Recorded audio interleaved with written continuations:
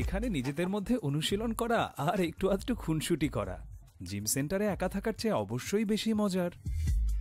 2016 সালে এই open air farm fitness studio প্রতিষ্ঠা করেন টম।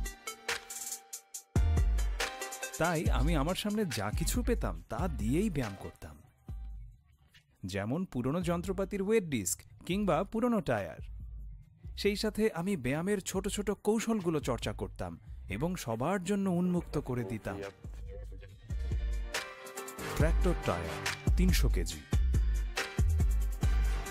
সত্যি শরীর নোংরা করতে পেরে আমি খুব খুশি। আমি ওইসব ব্যায়াম করতে চাই না যেখানে মেঝের উপর একটা ম্যাট বিছিয়ে আসলে আরাম করা হয়। আমি সবসময়ই আমার কমফোর্ট জোন থেকে বের হতে চাই। আমি সত্যিই কিছু মনে করি না।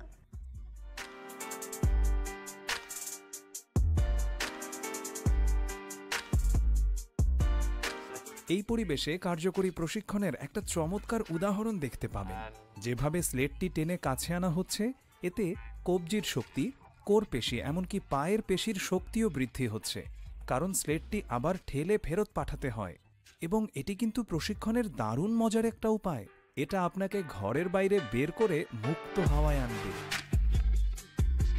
বছরে কয়েকবার ফার্ম ফিটনেস প্রতিযোগিতা,